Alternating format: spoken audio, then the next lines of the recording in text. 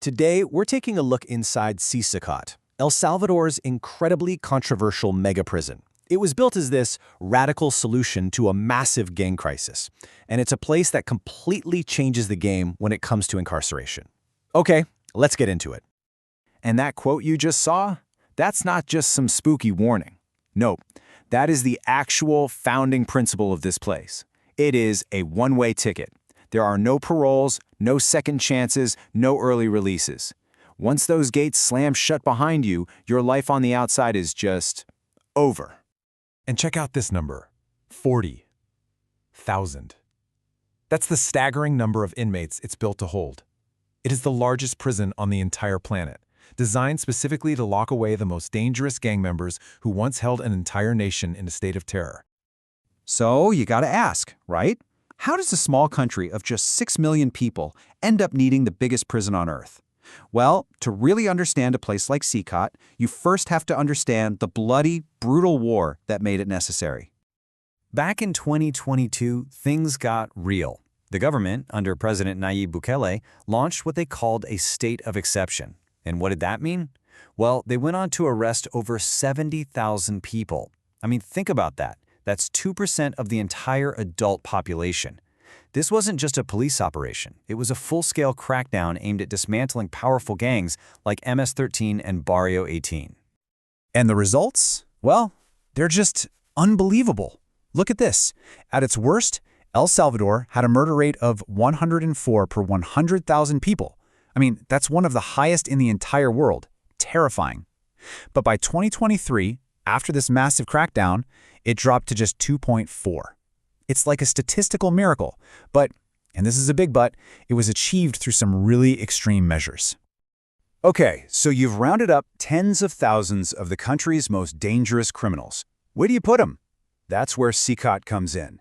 And believe me, this isn't just a prison, it's a fortress, built to crush any thought of escape before it even starts. Let's just run through the numbers here, because they're insane. You've got a 9-meter wall, right? And on top of that, a 15,000-volt electric fence. There are 600 soldiers just patrolling the outside. And to top it all off, signal jammers create this massive dead zone, cutting off any and all communication with the outside world. No calls, no texts, nothing. And just trying to get inside is a whole other level. Even for reporters with permission, it's this hour-long gauntlet. You go through checkpoint after checkpoint, give up everything, your phone, your wallet, everything. Then you're hit with a full-body X-ray scan so powerful it can basically see your insides. All of that just to make sure not one single thing, not even a tiny memory card, gets smuggled in. All right, so we've seen the outside. But what's it actually like for the thousands of inmates locked up in there? Well, it's a life without sunlight, a life they will absolutely never leave. Half a square meter. That's it. That's all the personal space each inmate gets.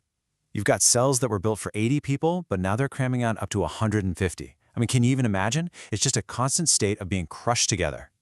Life inside is stripped down to absolutely nothing. Inmates are sleeping on bare metal bunks, no mattresses. For up to 150 guys, there are just 2 toilets.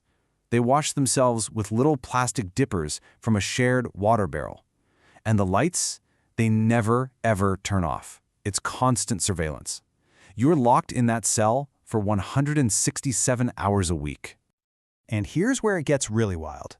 You've got these rival gangs, right? MS-13, Barrio 18. On the streets, if one of them crossed into the other's territory, it was an instant death sentence. No questions asked. But inside CECOT, they're cellmates. These mortal enemies are forced to live side by side, packed in like sardines for the rest of their lives.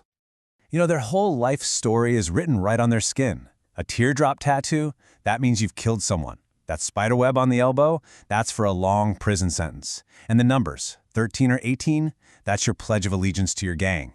This isn't just ink, it's a permanent resume of a violent life. And you might think it can't get any worse, right? Wrong. If you break the rules inside CECOT, they have something special for you, the isolation cells. We're talking a concrete slab for a bed, a hole in the floor for a toilet, and almost complete darkness.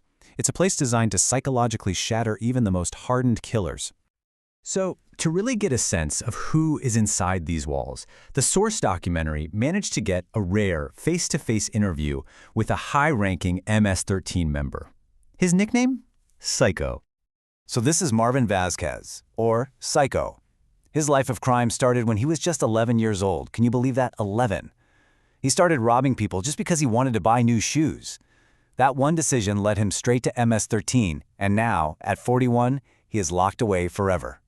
So during this interview, they asked him a question, just point blank, a really chilling question. How many people have you killed? His answer? Well, it tells you everything you need to know about the world he came from. He just says it so casually. Probably a few more than 50. A few more than 50. It's just horrifying. And his justification? You gotta do it sometimes. Just like that. But then, something shifts. He gets this moment of clarity, almost. He looks back on his choices and calls his life now how the devil pays people. And he has a message for young people out there. Listen to your parents, stay in school, and do not end up living this life. It's a stark warning from a man who has absolutely nothing left to lose. So, all of this brings us to the big, complicated question, right? CECOT is, without a doubt, incredibly effective at taking criminals off the street. But at what price? This whole thing just opens up this huge debate about justice, human rights, and what peace is really worth. And this really is the core of the dilemma. On the one hand, you can't argue with the results. Neighborhoods that were once war zones are now safe. The murder rate has practically disappeared. But then you look at the other side of the coin, and the cost is immense. You have thousands of families who have no idea where their sons or husbands are. And it's a known fact that some innocent people got swept up in this massive crackdown, and now they're just lost in the system, probably forever. Which brings us right back to the beginning. El Salvador has essentially traded chaos for control, fear for a kind of order. But by creating this inescapable prison, have they actually found justice? Or have they just invented a new kind of darkness to fight the old one? It's a question the whole world is still watching.